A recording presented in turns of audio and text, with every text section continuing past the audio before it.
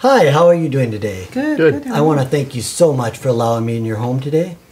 This is such a lovely home. And I was reading the story a little bit, and it was very, very interesting to me. And I see that it has a lot of suspense, drama, but love is what really got me. And I think that it really does justice to you guys. But before we go on, I'd like to introduce you. So, what's your name, please? Ezra. And your name? Lance Caber. Thank you so much. And I have a few questions to ask you, if that's all right. Yeah. And we're going to ask you some questions that I hope doesn't bring up too much issue, with things. But I'll try to stay off the beat path that I can, not to have too much for you that irritates you. When you were in Iraq, as a woman, when you wore your clothes, Right. did you wear full guard or did you wear just regular clothes at that time? Well, it depends. Like for me, I didn't wear a scarf or the abaya, which is the long dress. Oh, okay. That's what we call it. Until I worked for the army, because I had basically to hide my identity. I had to cover my hair so I won't be recognized from the bad people. Well, yeah, the bad people. They were trying to kill the interpreter or anybody who works for the U.S. Army. Okay. Now, would that be a common outfit a woman would wear at that time? Well, it depends where you go. Like if you go in Baghdad, like I want to say, 70% of the women, they don't really wear it. But if you go down south, like in Basra or Nasiriyah, they do wear it a lot. Oh, they do? Okay. Yeah, okay. yeah. So is it the younger generation that doesn't wear so much? The older generation wears more, No, right? the older generation. Okay, the older generation. Okay. Right, yeah. Okay. Yeah. And now, this got interesting for me. I see that you guys kind of met in 2005. He first saw you in 2005. And when he first saw you, this is to you, Lance. Well, actually, we saw each other first in 2004. Oh, in 2004, okay. Right, because we were mobilized in 2003, and we were there at the beginning, the tail end of the invasion. Okay, so when you first saw her as an interpreter, and she's a beautiful woman, what did you think for yourself when you first saw her? Well, the first time I saw her, my interpreter had gotten almost killed in either an attack or a car accident. Her driver was killed, and she still showed up to work all messed up, and she passed out. We had to send her to the hospital. And so Ezra was called up to come and replace her. Oh, so she was a replacement? She was a replacement. Okay. And that was the first and really the only time I actually used her as an interpreter when we first got to Iraq. So that's when we first actually met each other. So were you like surprised to see, I mean, you're a man in Iraq, right? And I'm sure that your hormones were going, right? She's a pretty lady. What was going through your head? For me, no, because No? I'd already seen, she's beautiful. Yes, she's beautiful. But that wasn't my concern. My concern was that she was there to do a job. She's an interpreter. And for me, that's what it was about, because I'd already been to 2 other wars. I'd already seen Kosovo twice. I was in Bosnia. So this was just the next war. So you pretty much went through a lot of stuff. While Correct. You were And I expect to lose my interpreters, because the interpreters risk their lives to be interpreters for the U.S. Army. And when they do that, they become a traitor to their own country, in their own country's view, or some of their, what they look at it as. And so they basically become a target.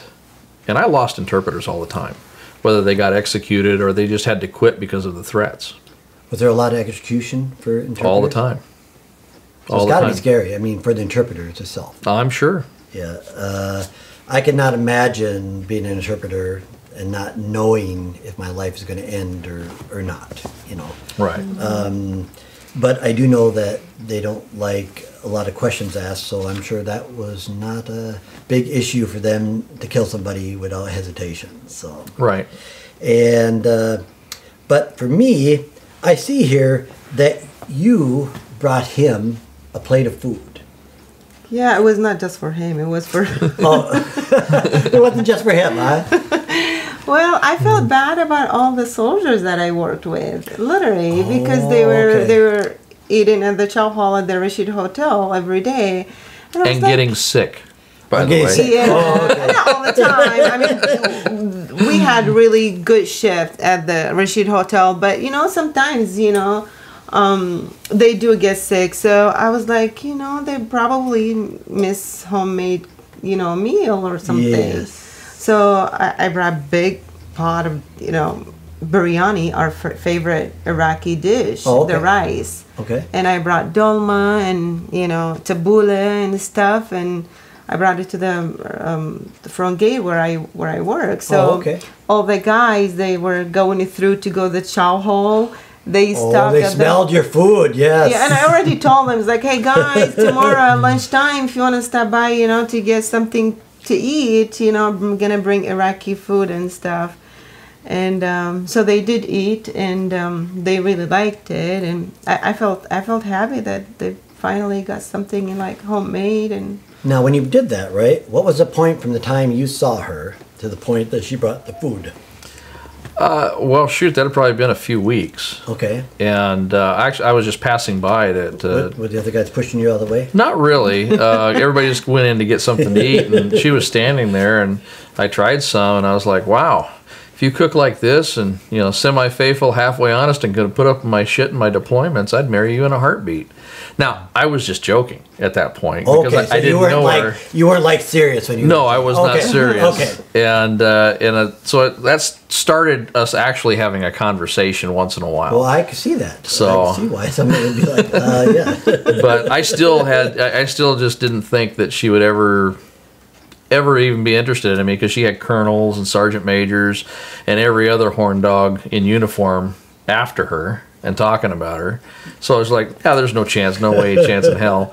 So I just pretty much dismissed it. It didn't stop me from saying hi and say, hey, do you want to go in for lunch or something, which she turned me down every time. So you basically did your mission, and that's what. That I was there to do my mission and try to keep my guys alive. Yes. Now, I also see for you that you were threatened 3 times by the phone calls and by issues that happened in Iraq. Right. What was happening with that? well, the first year, like when I got the job through Titan Company at the Green Zone, I didn't think about something bad is going to happen to me. Yes. Because all the Iraqis were happy, excited, we're going to have the freedom, and, Saddam is gone, so everybody's going to be happy, everything's going to be great. But all that groups of bad guys, they were trying basically to cause a chaos in the country, and they were trying basically to kill anybody and everybody who works for the army or even the contractors. So the first time I got a couple of letters that they're gonna kill me if I don't stop working, and I thought, maybe that just a neighbor feel jealous or something, or because it's cool to work for the Americans. Okay. Yeah, Okay. that's what they thought. Yeah. I mean, I was trying to help, my people and the Americans at the same time, because where I worked at the ICC, the convention center, that where all the Iraqis, they come to get help, to basically to find their missing brothers or sisters, or because that was after the war, right? There's after quite a the bit, war. right? There's quite a bit of missing people. Oh at that yeah, time. yeah. There's a lot of stuff was going on.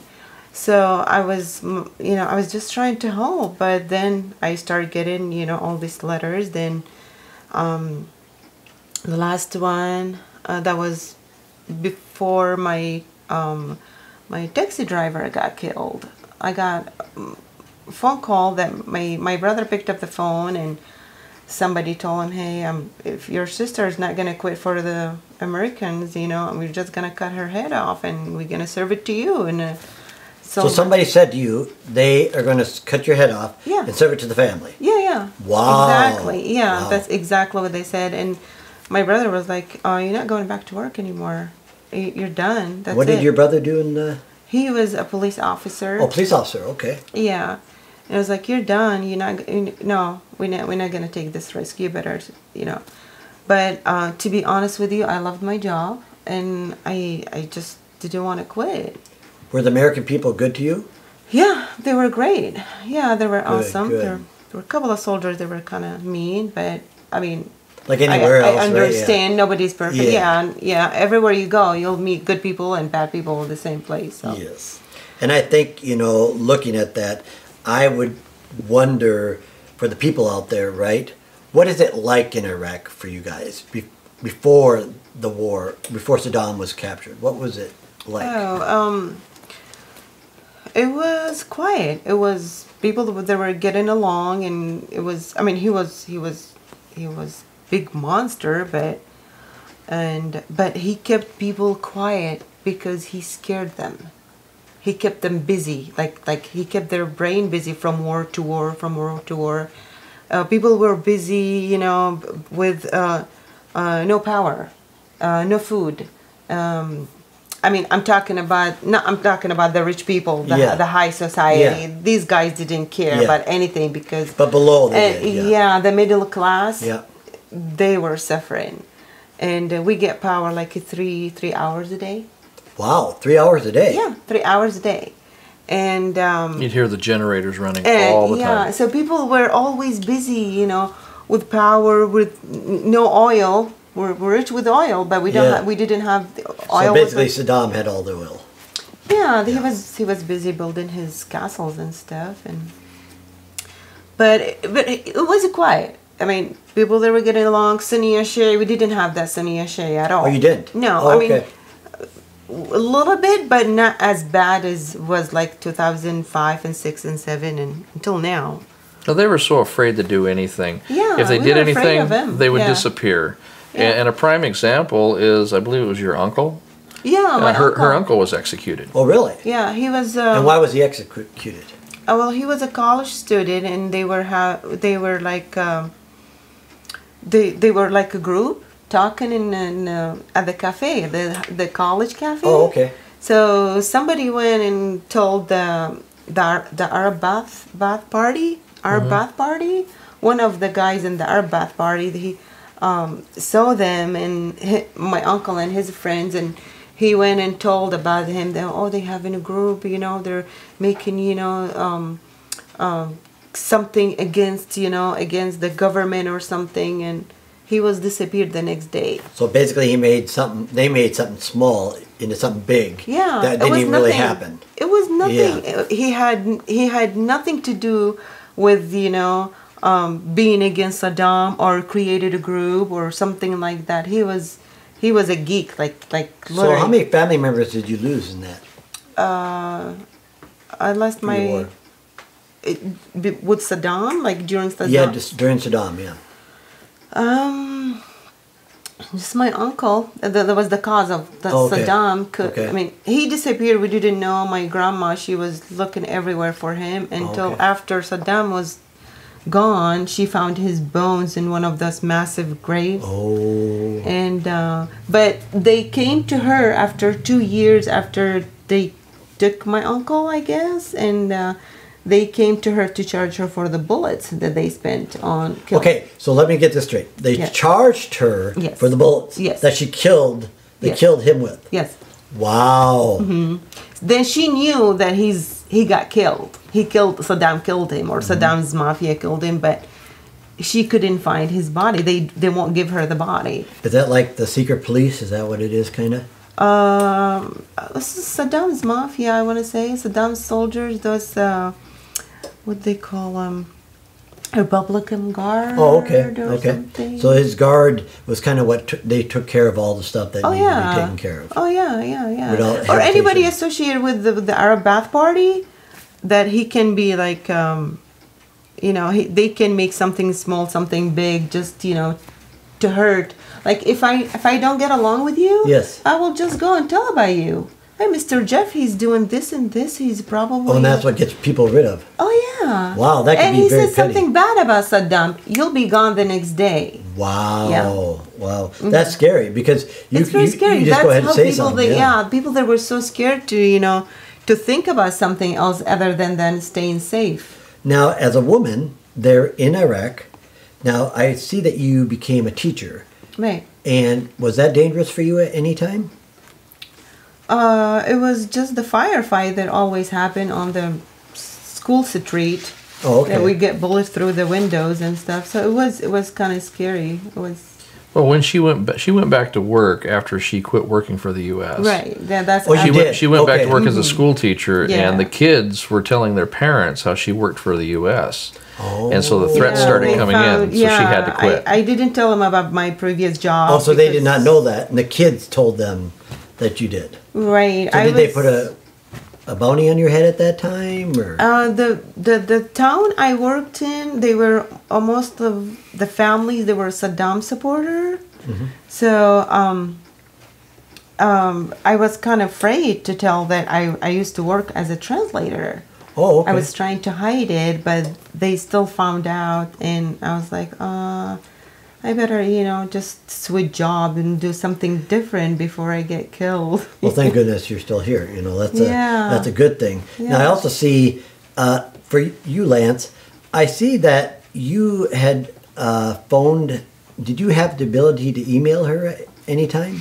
Not during this? email. When we first met, back when we were talking about her food, we exchanged phone numbers, and my only reason for doing that was my same reason I use for any interpreters, was to be able to use them later. I could call them up and ask them for help. Oh, okay. And so she's like, "Oh yeah, I'd have no problem helping you." I said, "If I need help with a translation of something." So I had her name and her phone number written down, and I just hung on to that. Was that hard to get hold of her, or was it easy to get hold of her at that time? I didn't even try at first. I mean, until really my second tour.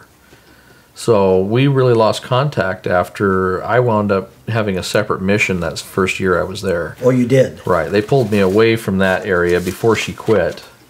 And I went to another FOB. I went to another FOB, which is another base on the outskirts of the Green Zone. Oh, okay. Now, at that time, I see that you were 36 and she was 28, right? Yep. At that time? And was that a big gap between you two, or was it... Not to me, no. I That's didn't fine. even look at it that way. And was it common occurrence to see violence in Iraq, like the police running across your roof when you were in your home talking with Lance on the phone? Yeah, it's like watching Netflix. It's it's something very normal to us, to see firefights or to see, you'll feel like policemen, crawling up in your rooftop and just trying, to capture bad people, and so it's very normal. But did bullets come into your home, or was it... Well, we were on the phone at the time. I no. was between missions. I was done with a mission, and I was in my bunk. And so we were talking on the phone. This was my second tour, so Okay, this was in second tour, 2005, I believe. Okay. Right, yeah. And it was quiet so far, and we're talking, and then all of a sudden, it was like gunshots were being fired in her room, and she screamed like there's no tomorrow. And I'm like, "What's going on? What's going on?" She goes, "Somebody's shooting at the house. Somebody's shooting That's at the what house." I thought. Yeah. I thought that somebody's just So- attacking I the would think they house. were shooting at my house, too, if somebody ran Right. across my roof, Yeah. right? So, but the shots were so close, it was like it were right at her window. And so I told her, I said, "Get down as low as you can in the house and find a spot and hide." And I said, "Let me know." She was, so she ran downstairs to get away. And later on, we found out it was the Iraqi police were chasing some terrorists across her rooftop. Oh, okay. Because you had no idea what was going on. No, I had no idea. Yeah. Now, I see that you guys have a Bible here and the Quran. This is very unusual because usually you don't see the Quran with the Bible. Right. So, want to tell me a little bit about that for yourself? What is the meaning between both of these to you guys? To me, are the same, just, different languages. That's it. I mean, Okay, so it's basically the same kind of setup, huh? The Bible's... right. Yeah. Now, is it kind of Very like similar. you're reading it, but it's interpreted different, or what?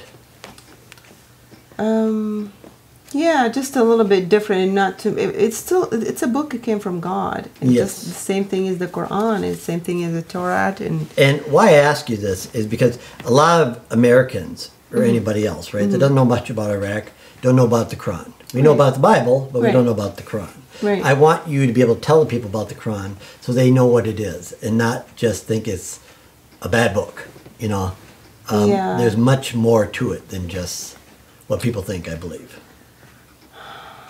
Well, Well, I'm not the.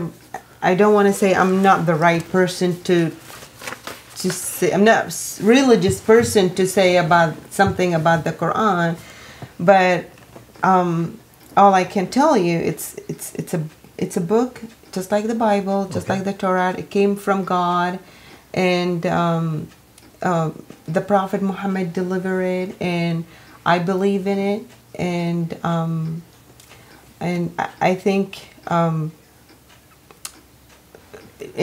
generally, like, people are people, doesn't matter, and whatever in the Quran, it's just like in the Bible. There's not a lot Like of anybody else reading the Bible would say, right.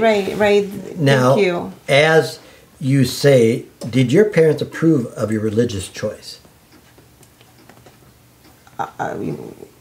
Like Because you're marrying, somebody who's American, Right. who has a Catholic, I believe, right? well, I was raised Christian and Catholic background, but I don't claim a specific religion. It doesn't mean I can't believe in a higher power or believe in God. I do not believe in organized religion. Oh, okay. And that's any organized religion, because like the Bible, they you have an organized religion, doesn't matter whether it's Catholics or Christians, or you have a building with politicians in it. Yes. That's what they are, and they're extorting money from the people, period. So basically, for you, God is a symbol for you, and as we obey God and we also talk with God in our own way, you don't need a building to sit there and say, Exactly. this is what Well, it is. it even Yes. it even Yeah. says in the Bible, where two or more gather in His name under the canopy of heaven. And, we are That's good. we I are like that. I like that. we That's are good. a congregation amongst ourselves. And that doesn't say anything about a building. It does nothing about Yeah, a building. It yeah. says nothing about basically taxing the people. Oh, I'm sorry, tithing the people. Yes. Same word. So the preacher can preach about the Word of God. I don't need anybody to tell me what the Bible says. I can read it for myself. Same thing with the Quran. I don't need anybody to tell me what it says. I can find translations and I can read it for myself. Well, that's very interesting, because I think that's a good way for people to understand, is kind of do research and not just listen to everybody say what Yeah. he said, she said type stuff. But see, her Yeah. family didn't know we were married. Well, they didn't. They didn't know we were getting married. wow. They just knew that I was a friend of hers that was helping her get out of there. Okay. Now, as that point, was it unusual not to have an arranged marriage? Did they have arranged marriages there? Yeah. In Iraq, I mean, most of the marriages back then, but nowadays it's kind of open. Oh, okay. Like when I was in Iraq, it was something like quite a taboo that you date somebody and know him before you get married. I'm sure. Not just, Yeah. just yeah. And but now, no, I think like I haven't been in there, but when I talk to my friends or my mom or my sisters or my nieces, they'll be like, "Oh, auntie, you're old school. Nowadays it's just like somebody's been dating this girl and somebody's what? Do they have to have a chaperone I at didn't all? get to do that, huh? Do they have to have a chaperone at all for when they date? Shop? Chaperone. Oh, I'm sorry. What is chaperone? I'm I sorry. mean, somebody watch them. When Where they're mom, dating. dad, or uncle or aunt go Yes. with them on the date and make sure that they behave themselves. Oh no, they sneak out. They sneak out. Yeah. So they're like typical teenagers. You're right. Okay. Yeah. Like when I was in college, I had like a couple of my friends would be like, "Oh, I Ezra, can you cover for me, please? Can you call my mom and tell her, hey, we have a class to get together, and I'm gonna go see my boyfriend. I'll be like, okay, I can do that. But now it's I guess When you were in Iraq and you were working for the Americans, Right. did you have any of your friends that worked for the Americans? yes. And were they dating any Americans at that time? Yes, one of them. She married an American soldier, and she's here in Washington. Oh wow! So the two love stories that came. And that one was actually one of my interpreters. Right. Oh really? Right. Oh wow! So Yeah. what a twisted plot is kind of Right. like comes together. Yeah, I was. Yeah. Okay, when you say everyone was supportive, were those that were there anybody not supportive, and why were they supportive and not supportive at that time? Supportive to who? Like For you guys to get together, like you were in the military. So was it just the military people that were supportive? Well, or was it- for me, because I had an ongoing conversation with her, and everybody knew I talked to her on a daily basis. This is my second tour. Oh, okay. This wasn't my first when I was with 161. This is the second year when I was with 184 Oh, okay. Air Assault. But everybody knew I talked to her. Everybody knew I took advice from language and whatnot, and I would translate through her on a lot of issues.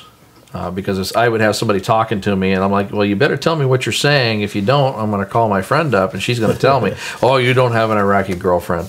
Yes, I do. And I'd call her up and say, hey, honey, how, da-da-da-da. What are they saying? And she would tell me, and then she would give me something really nasty to say back. I So didn't to make do a point. that. you didn't do that. Well, sometimes to freak him out, just to have Keep him to, on his toes. Right, exactly. Well, it was to freak the enemy out because I was dealing Yes. with the enemy on a daily basis. So I'm sure there was a lot of trickery and different things to try to keep the enemy from knowing what was going on and all that Right. kind of stuff. I would expect that, especially with the danger that you had been in. Now, I also see that when you were threatened, you were talking a little bit about this taxi driver, right? That died. Right. Is that a common occurrence for drivers there? Well, a lot of like I said, anybody helping. They were aiming to kill her. Yeah, so he was So he was just not somebody the one that they, was kind of. No, he has that tinted windows. Oh, okay. So they thought he was waiting for me on the front door. So they thought in the back seat. So Yeah. when they shot, they didn't aim just on the back. They shot the whole car. So they make sure you're dead. Yes. Okay. It doesn't matter where I was sitting. Yes. So, but And what did they shoot with? with the Probably Kalashnikov and AK-47. AK-47? the K one. Okay. AK-47. Yes. Okay. And I'm sure for your driver, did you have to talk to his family about his death at all? When No, he passed? after he got killed, then I had to basically move to a different town. I stayed with my sister for a few months. She lived in a town where it's way safer than the town I lived in. Oh, okay. And it was very close, like less than half a mile to the green zone. Oh, so it was pretty close. It was oh, pretty, wow. yeah, it was pretty close. So I stayed with her for about 6 months, and at that time I was working for the Ministry of Foreign Affairs, and then from there I just left Iraq. And Is that when you went to Jordan? Yeah, I Okay. escaped to Jordan. Yeah. Now I see you have a newspaper here, and I was kind of reading it, and this was very interesting to me because it says, "The world unite. It's not your average love story." Now at this time, if I remember correctly, in 2008, Bush's daughter was getting married, Exactly. Yeah. and I see you kind of overshadowed Exactly. that. So I'll let you kind of explain a little bit about this story. Yeah. It was.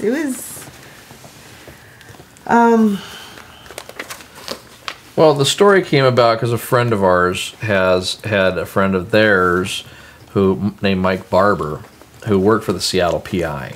Oh, okay. And they had explained to him our story a little bit, and he was really interested. He wanted to meet us, and write a little story. Okay, so So the PI is the newspaper, the, right? P, the Seattle PI was. I don't think they're in business anymore. Okay. But the Seattle PI was interested in basically doing the story.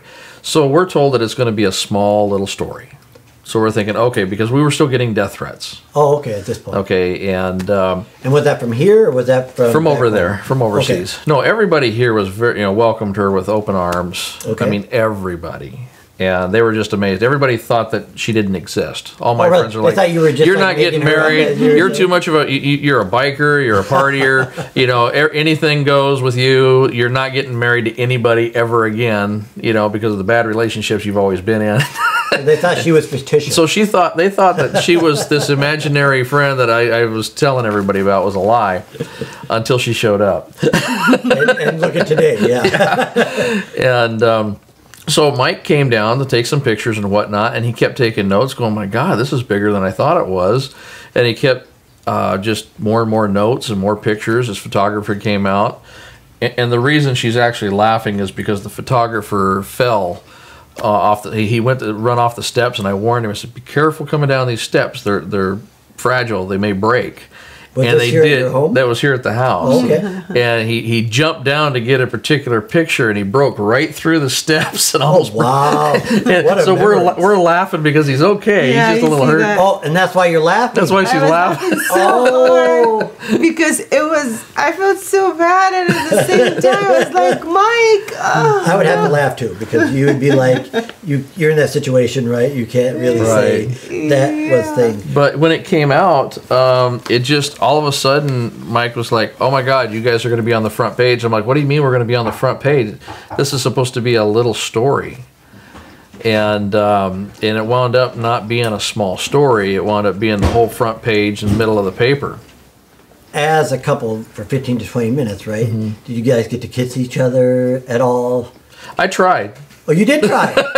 Okay. Did you slap him and say, "No, no"? No, I didn't slap him. I turned my face. He's like, You're like, no. She gave me a hug, and I kissed her on the neck. So you were like, "Do not." I was denied that first kiss. Yeah, but I heard you guys got a picture, when you were there. right. And I heard that was a big deal. Well, at So- that time, the lawyer was working on the paperwork as Okay. a fiance, so he requested pictures together. That's one of the reason we met too, because of the lawyer. He was working on the paperwork. It didn't work through the fiance visa or anything like Oh, that. okay. Yeah, So but- now, was the UN trying to get you this visa, or was it No, somebody Lance else? hired. Well, actually, his mother from here.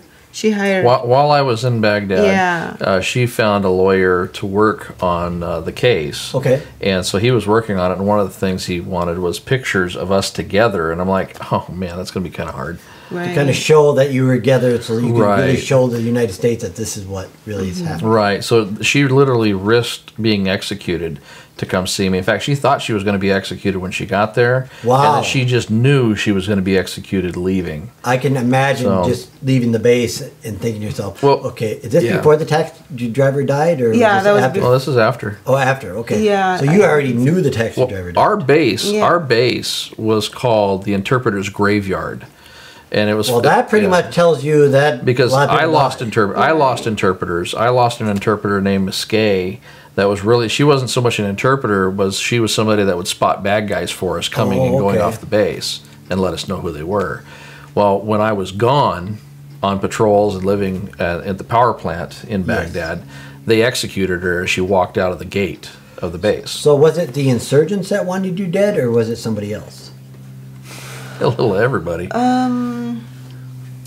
I don't know how because after Saddam, there were like groups of people that you don't know how they belong to, and they give themselves a name, and they start executing people for no reason, or they just maybe are extremists like. Oh, okay. You don't know. So all these people are trying to get to become powerful to show their Exactly. dominance and all that stuff in your country. Exactly. So okay. I to be honest with you, I had no idea. So that's got to be really scary because Yeah. because here you have all these different groups that you don't know. The problem, and you couldn't trust anybody because because there was after Saddam, a lot of people they got a lot of money.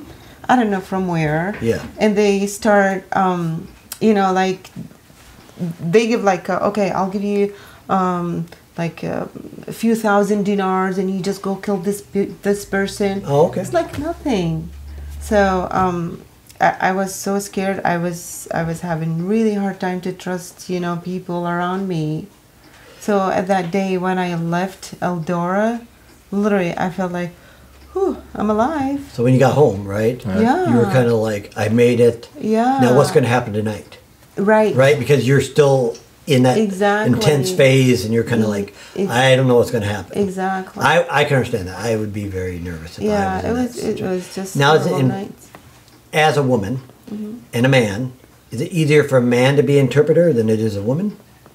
Easier? Yes. I want to say easier for men because men in Iraq, they have way more freedom than women. Oh, they do. Okay. They can go, like I have my best friend, he worked as an interpreter, but he lived on base with them. Yes. I couldn't. There's no way for me as a woman to go, you know, stay with the guys in there. Yes. Live with them. That's no, big time. It would be frowned upon in her Right, society but because, that's- oh, what's she doing living on the base? Yeah, that's quite a bit of men, Yeah. even though we had women on base. Right, That it you doesn't had. matter. But where that a you guy had could for come and women stay on the base, live on the it's base, fine. and Yeah, nobody would yeah. think so differently they got of more it. freedom. It's way easier for guys to work as interpreters. I think that's why the numbers of guys, they were way higher than women. But they still had the same death threats. I had a really good interpreter my second tour there that she talked to a lot. His name is Saad. Yeah. He's now in the States safely. But he had to hide his family. I mean, they were after his family, trying to kill them because he was working for the U.S. Oh, wow. Right. So And I can see, because for me, I have kind of a, for me, my heart really goes out to you guys, because I was in the military, so I know what Lance has gone through, and I know that what you have gone through, what I've seen. I don't know how you feel, but I know interpreters that have died and different things like that. But for me, the big thing was being able to, when I heard about the story, being able to really show people what you've struggled with and what you struggled with, to show them that you can become, you know, back normal again, so-called, in our world, you know, that we have. Because you have Iraq on one side. Now, well, how do your parents feel about you living in America and being with Lance? To be honest with you, they were kind of mad at the beginning because I'm married to Lance. Because different religion, different culture, everything is different. she married the White Devil. Oh, you're called And White Devil. Oh. And I'm the baby in the family, so it was kind of hard for them, you know, to see me just gone. But then when they realized that, oh, okay, she's safe now. She has a better life now. She's with a good person that can take care of her and stuff like that. I finally got to meet her mother. We Yeah. were Oh, you able- did get to meet her I got mother. to meet her Oh, mom wow. and two of her sisters. Was that here, or did you have to go somewhere No, else? we went to Malaysia. Oh, so they were able to travel to Malaysia then? Yeah, that was the only place that I was able to see them because Safely. I cannot go back to Iraq. No way. There's no way I can go back. I'm to sure Iraq. there's a bounty on your I head. cannot take him. And my mom, I really want to see my mother. It's been 5 years, but it's It's got to be very hard, I'm sure. it's very hard. It's very hard. And have your mom seen? I forgot to tell him. You have 3 beautiful children. Thank you. Thank you. Have your mom been able to see your children? Just on Skype and On Skype, Viber. okay. So they haven't met him yet. No, Okay, no. okay. So someday. she'll Yeah, be lucky enough to- she's hoping one day before Oh. she'll be gone.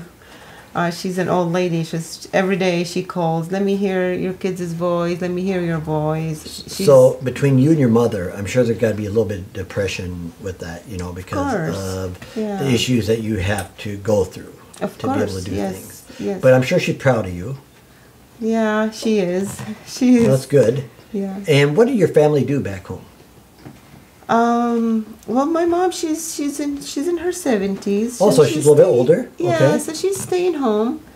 And my brothers, one of them is a major in the army, the Iraqi army. Oh, wow. And the other one, he's a police officer. And So you have some good protection there, which is good. yeah. So Her third brother was in the Iraqi army, but he disappeared during the war. Right, And yeah. so he's gone. Is this the one that... No, that was the uncle that disappeared.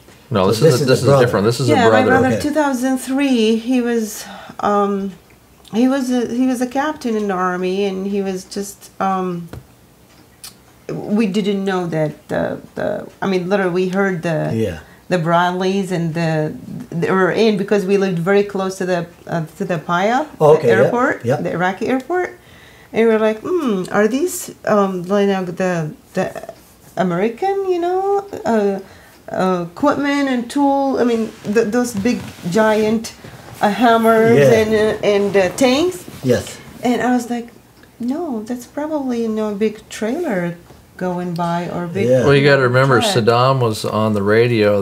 His media was on the radio saying, "No, the Americans are nowhere near. Yeah. We're fighting them back. We're Yeah. slaughtering them. We're killing them." And But we were and really we were actually in taking town. over We were the- taking over the Right. city Yeah. at that time. Yeah, so when my brother, he put his uniform on, and Yeah. he was like, well, Mom, I gotta go because I have to give the soldiers their, he was administrative. Oh, he's administrative. Okay, captain. Yeah, Okay. yeah, so. I think he was payroll. Oh, he's payroll. I think was he He had all payroll? the dinars. His job was to basically to make sure that the soldiers, they get their paycheck Oh, okay. and stuff like that. Now I see for you as a soldier, right, in Iraq, did you get paid with dinars? Yeah, right. Well, I mean, I heard the stories that people could buy dinars there. Oh, we could buy dinar if we wanted to, and a lot of soldiers did. A lot of soldiers bought a lot of dinar to bring back home in hopes that it would increase And in was it value. worthless when they brought it back? It was worth less, but if they hung Less. on to it now, if they've hung on to it and they still have it nowadays, Now it's worth more. Now it's worth Yeah, more. yeah. But it's taken this many years for it to start going in reverse. Which is, I hope these soldiers that have their dinars, I hope that I know they a kept few of them. I know a few of Yeah. them, and they still have it. So Well, I see all these books sitting here, Mm-hmm. right? And this really caught my eye because this says right here for me, Staff Sergeant, and then it has 118 for infantry. 184th Air Assault, Oh, air assault. Okay. Infantry Air Assault. And do you mind if I read a excerpt? out No, of go this? ahead. Okay. Go ahead.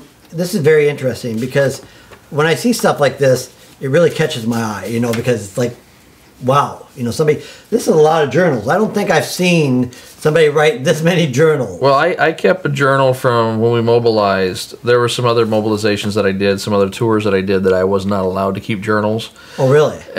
because of my former job. my Oh, former yes, work. so intelligence stuff. Okay. So anyway, but this one I was just an infantry soldier technically, so I kept journals from when we mobilized, from before we got there, all the way through the 2.5 years I was in Iraq, and even after I got home, I kept a journal for a little while. Okay, So I'm gonna almost read every day. this. I'm going to read this to the people so they can see through your eyes. Sure. And I just kind of glanced at this real quick. There's some stuff in here that's going to surprise some people, I think. Probably. But that's okay. because this is- Everyday occurrences. This is your really. real life, and this is what happened to you. So it says, today made a real good headshot at long range. Impressed the FUCK out of our so-called sniper and yeah. his spotter. Yeah. The lieutenant now know for... Well, you know what I'm going to do? I'm going to let you read this because this is actually from your own words. Chicken scratch. Yeah. Well, no, it's not chicken scratch. But I think that the people would really like to hear your value of it. Sure. Because this comes from you. I can Okay. read it all day. Believe me, I can sit here and read this all day. Did you mark the one you I had? did, yes. Okay. Is it this one? Yeah, okay. Yeah. Today made 2 real good headshots at long range. Yeah, I remember this one. Was trying to get permission. I saw there was 2 soldiers that were laying in ambush, Oh, okay. waiting for some U.S. And these guys were about almost 500 yards out. Okay, this is why you did the headshot. Oh, okay, okay. This makes more sense. Okay. I had because there was 2 of them together. I wanted to get them both. I didn't want to lose them, and I was trying to get permission from command to take these shots, and we had to wait. My supposed sniper, he was a sniper. He was a truly school-trained sniper, but I had seen his shooting, and I was not impressed. Okay. So I did not trust him to take the shot, and he was mad. And I'm like, no, you're just going to sit here, and you're going to call the winds for me. You're going to let me know So what he my range spotted is. for you? He spotted for me. Wow. I gave him the scope, and I said, you spot for me, and give me the winds. And he did not like that, but I was afraid he'd miss, because I watched him miss so many times. I was not going to have him screw this up. It was probably a good almost 20-30 minutes before I got permission to take the shot. And when I got permission to take the shot, it was like, oh, finally. I took the shot, and the first shot, he's like, you missed. I'm like, no, I didn't. And I proceeded to squeeze off the second round.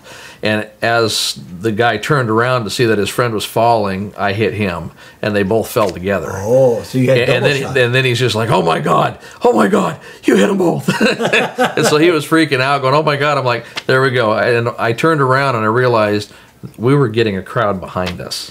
So people were watching us do this, and my fear was that they were going to get word back to these guys. And then they would come ambush you. Right. Okay. Well, that got the word out. They knew who I was. Yeah. They knew what I was capable of doing. So that really pushed out yeah, wow, you hit that page.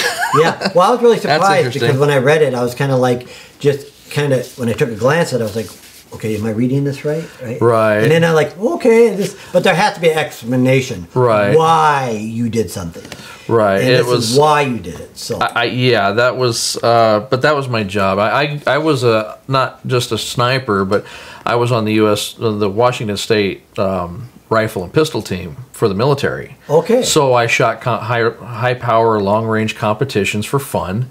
Every weekend at home, I would go to different ranges and compete, or we would go across the United States. We would go shoot at national championships, or So this is what I did. How to shoot before you went in the military. Correct. Yes. I grew up shooting my whole life. Okay, so you were prone to it to say, this is no problem for me. Yeah, and the funny part is you open it up because that same day, that night, we got our building came under attack. Really? At the power plant, because we didn't live on a base. Oh, you lived in a power plant? We lived on the power plant, which is in the middle of Baghdad, right next to Route Irish, which anybody over there knows Route Irish was, one of the worst areas to live. Now, as your power plant was over there, right? Right. Was that for all of Iraq, or was that covered the power for about a third of Iraq? Third of Iraq, okay. Yeah, which is quite a bit. Right. Yeah. Bechtel Power Company was trying to replenish and fix it up. Okay. And so we were there protecting them and protecting that part protecting them to protect the infrastructure of the power company. Okay. And I know I want to thank you for reading that, because I know it must be hard for you to go through your journals again and see all the stuff. But I'm sure the good, the bad, the ugly, right, the happy, it's all in there, and that's your life. Well, for me, I loved my job. I enjoyed it. Probably too much sometimes, but I loved my job. I loved taking care of my men. I was maybe a little bit unorthodox sometimes, which upset my command, but I got the job done always.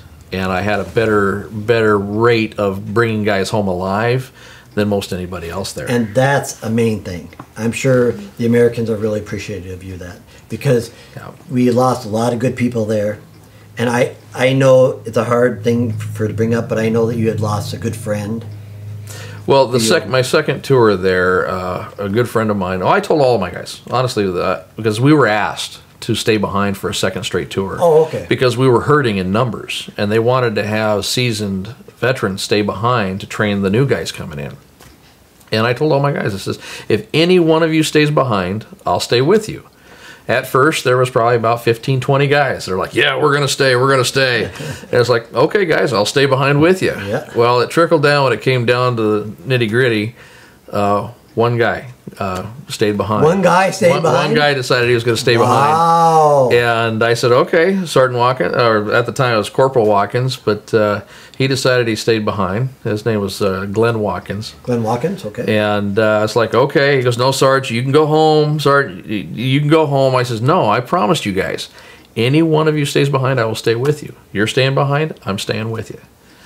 And he's like, all right, let's do this thing. And that's a good sergeant. So we packed up our gear. We left our unit. They sent us to Kuwait. You went to Kuwait? We sent us down to Kuwait to wait for the next unit to get into place, and then we would go insert into the next units. And it was about 3 weeks into our second tour. He went back to Baghdad with 184 Air Assault Infantry, his old unit from California. Oh, okay. And I went up to Baghdad. I went up to Balad, which is way up north of Iraq, and I married up with the Hawaiian company. And 3 weeks into it, he was on patrol, but he and I stayed in contact through, I guess it was MySpace. Oh, I remember that, yes. MySpace yes. and our cell phones. We kept texting each other on our cell phones back and forth. Hey, he kept saying, these guys are going to get me killed. What's going on? And he goes, well, they're doing this. I says, don't let them do this. Mm-hmm. Do not let them do this. They're going to get killed. Yep. And I came off of one mission, and we're sitting there, and they were in a little round robin discussing our mission because we just got done with a couple firefights ourselves. Okay. And one guy goes, well, now that Glenn Watkins is dead, and my sergeant major stood up and says, stop, sir, get out. And I'm like, excuse me? And he yelled at the major and told him to get out. And he's like, Sergeant Caver, I'm so sorry to tell you this, but Glenn Watkins was killed this morning with a car bomb. Oh. And I was just stunned and shock. And a good friend of mine, Sergeant Brown, was sitting there. He goes, dude, you okay? I'm like, what happened? And so they cleared the room where it was just me, and my other sergeant was with me, and we were talking. It's like, Craig, you're sending me back to Baghdad. He goes, you're on the plane with the general in the morning. I'm like, okay.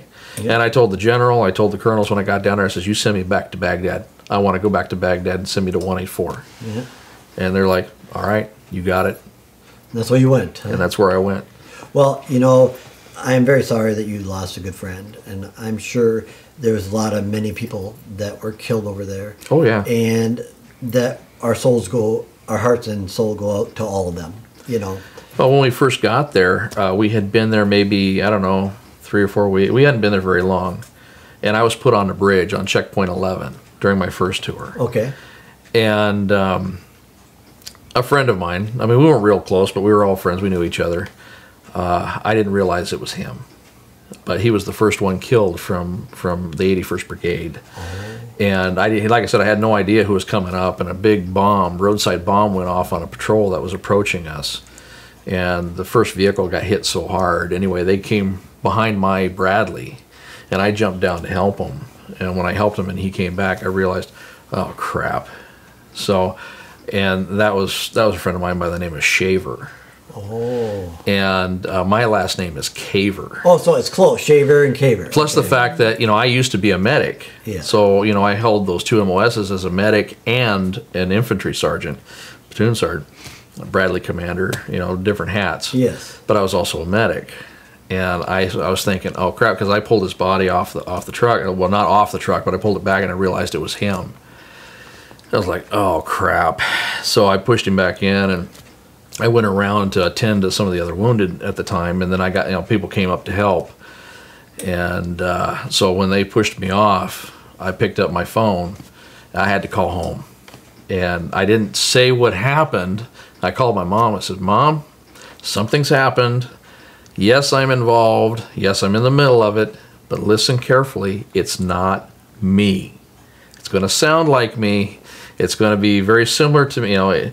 It's not me. Do you understand me? Yeah, and I'm sure the media will say it. And I'm not going to be able to talk to you probably for a couple of weeks. We're going to be blacked out. I'm not going to be able to talk or call or do anything. So just understand, when you hear the name come out, it's going to be very similar, but it's not me. Now, do you want to explain what blackout means for the... A blackout is usually when somebody gets killed.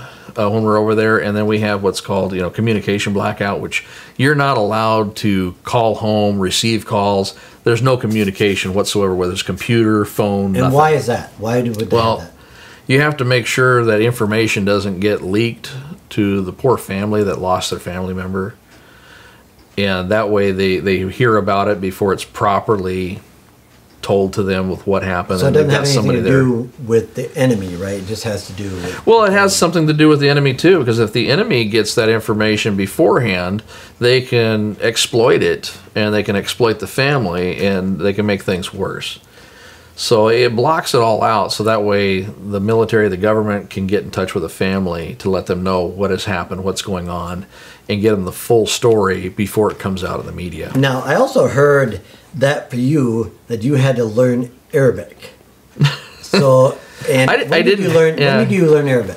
I didn't really learn Arabic for any other reason other than to be able to use it. In fact, if you look in my books, most of my books in the backs, I'll have, writing in the back or phone numbers. Actually, I think it's the first. Anyway, you look on the back of them, some of them.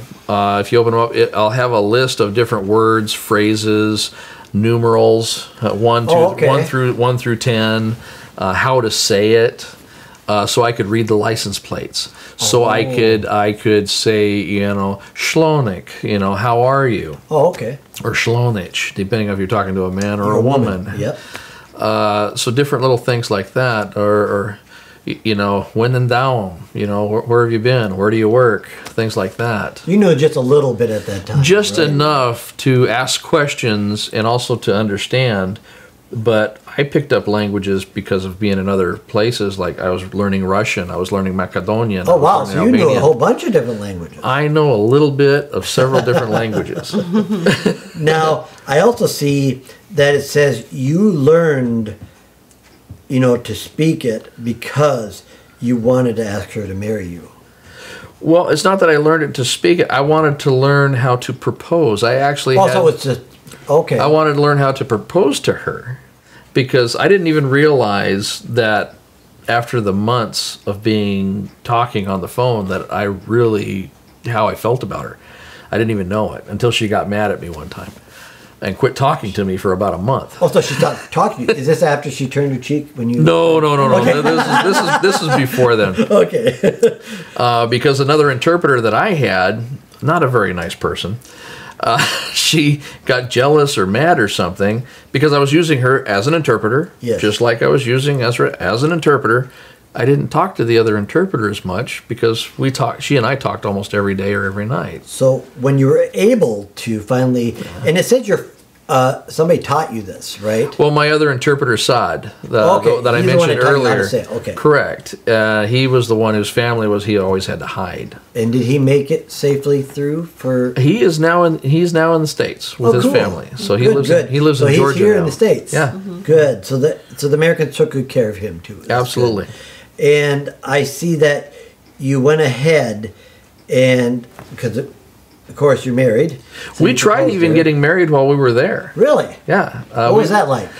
Very strange because my command knew our relationship. My lieutenant knew, the command knew, and they were fully supportive. I mean, not my command from here in Washington. They didn't know, but my command from Hawaii, because they knew how we were together and that we used her all the time, and she helped out so much. They're like, yeah, let's make this happen. And it just was not able to happen. I even had one of our guys that was affiliated with the Bath Party, believe it or not. Really? Was one of the guards at the power plant. And he risked his life to go try to find a Catholic or Christian church that would marry. Wow. That's a big deal. That's a huge deal, especially for a Muslim man trying to find a Christian church for a Muslim woman to get married to technically a Christian man or a non-Muslim man. Now, this is a quick question for you. I know with you, Lance, and for you, having, your post-traumatic stress disorder from the wars, is that hard on you? It's very hard. It's very hard. And you have to learn to get through certain things. Is that correct? Right. dealing on daily basis with all these, flashbacks from back home and all the, scary things I saw and those, the bodies and the blood we saw and seeing like member of your family, being killed in front of you. It's got to be very horrible. nerve-wracking. Yeah, Yes. it's horrible. So it's been a while. I'm trying to adjust to this atmosphere now. I'm trying to convince myself I'm safe. Nobody's gonna hurt me. Nobody's gonna hurt my family here. I'll be fine.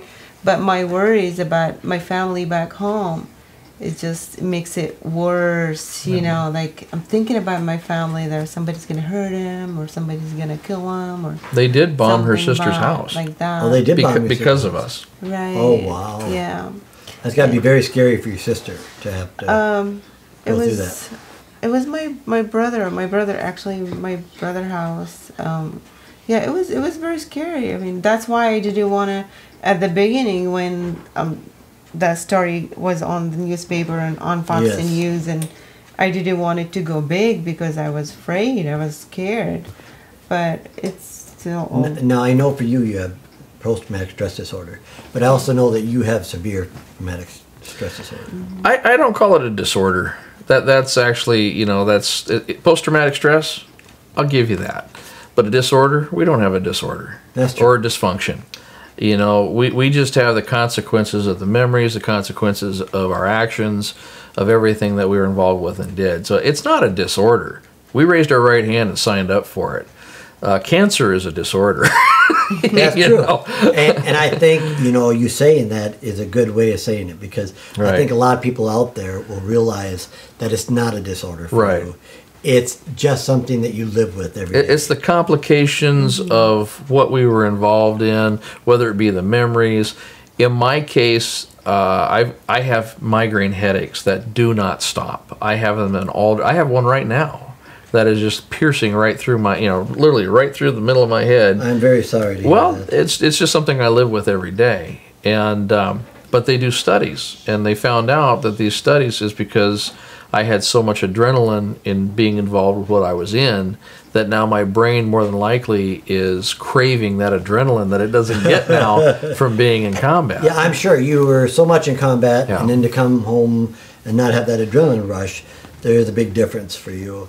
Right. Now, I also see for your wife that you went to Jordan, Right. and it says here you had to actually come back one time because you could not cross the border because your paperwork wasn't correct. What happened there? They lied. What paperwork? Like the. Your passport, Your when passport, they said yes. your passport was messed up. Oh yeah, I got my passport, the Iraqi passport, and I was heading to Jordan, and we drove there. I didn't fly there, so at the border they were like, "Well, your passport looks smaller than the regular one." I was like, "No, it's Iraqi passport."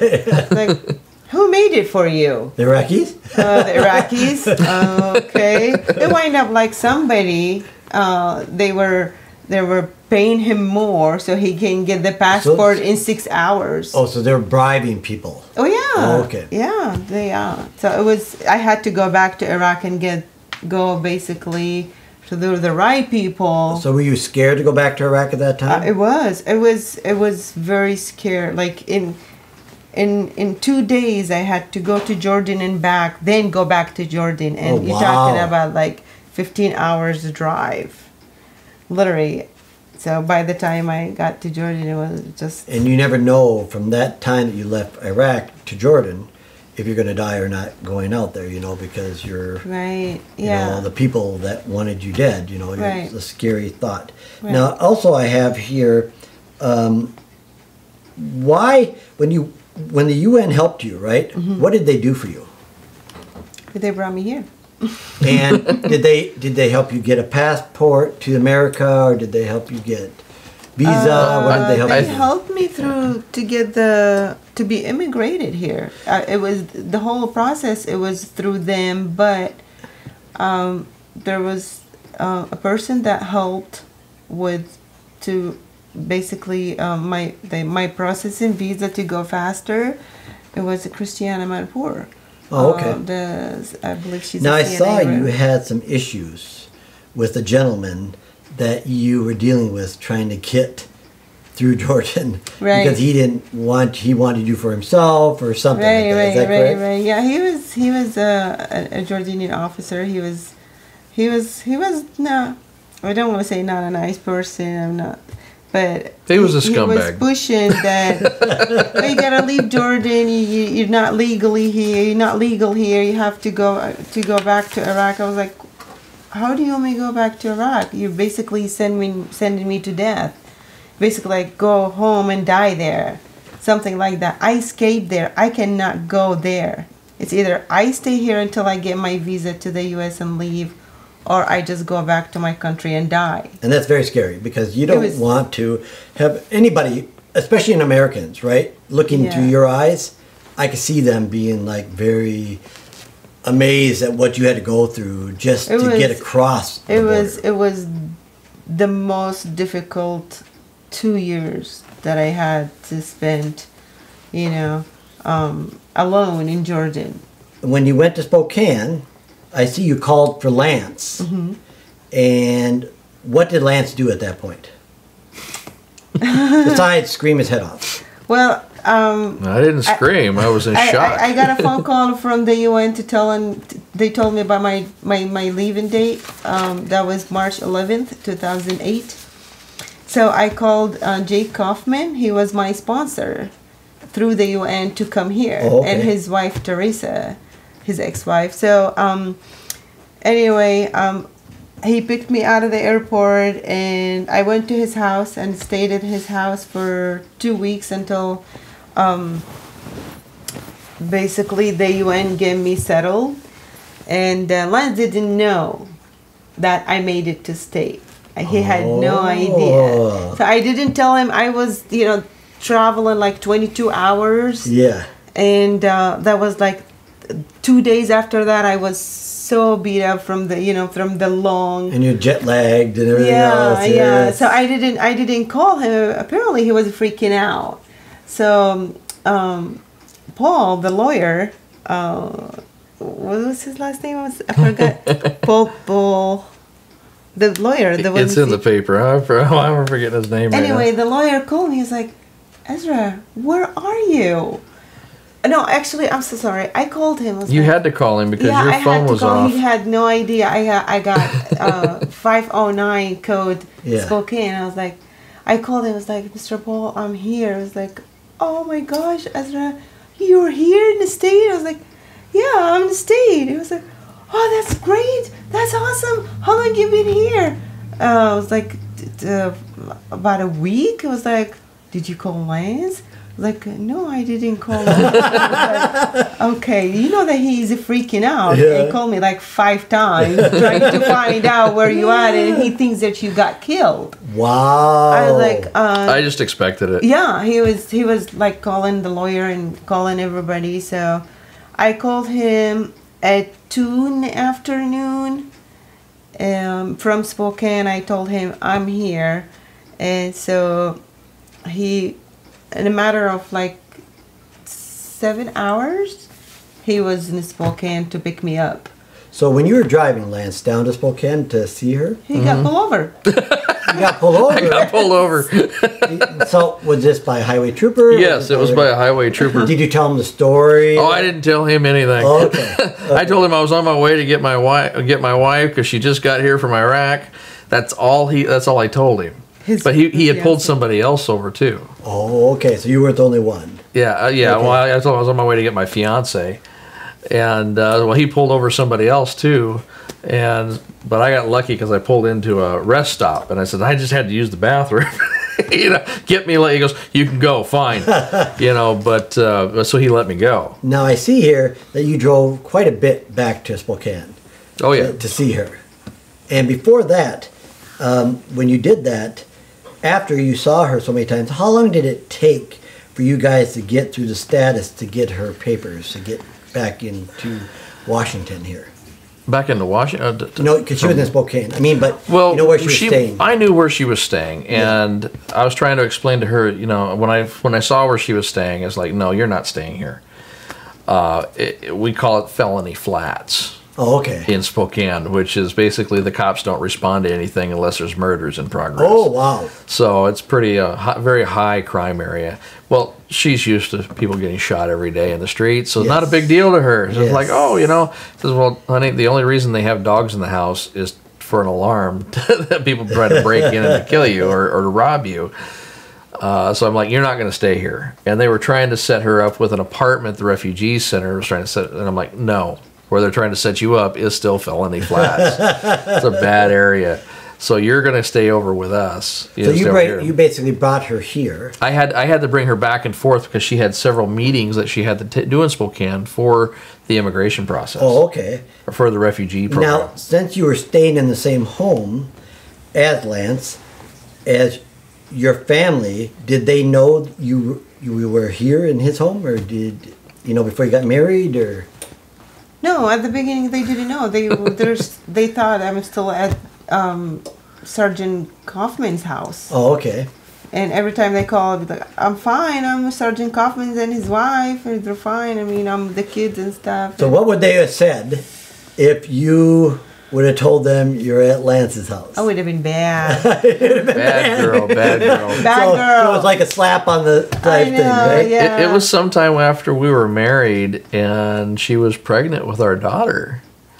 Where I can't remember, but there was a conversation or whatever. So we got upset with each other, and I got very upset. I'm like, you need to tell your family. They need to know. Because, I mean, what are you going to do? Wait until our kid is, 5 years old before they find out that they have a grandchild? They need to know we're married. Yes. So finally that night she called and talked to her mom and her dad. And, well, I think, we got quite a bit of stuff. Now, I want to ask you, before we end, does you phoning your family back home, does that endanger them at all today? As long as nobody knows. As long as anybody doesn't know.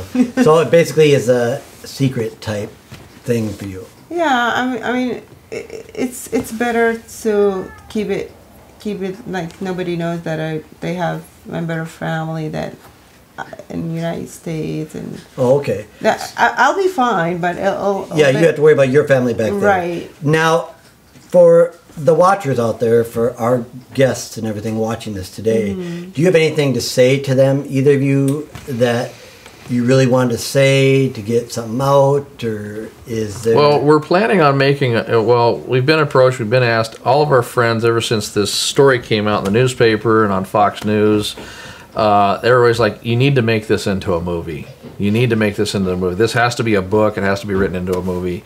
And our plans is we would like to, she was afraid to at the beginning, but it's like, you know what, let's do it now. So we were in the process of trying to find somebody that would like to take this on.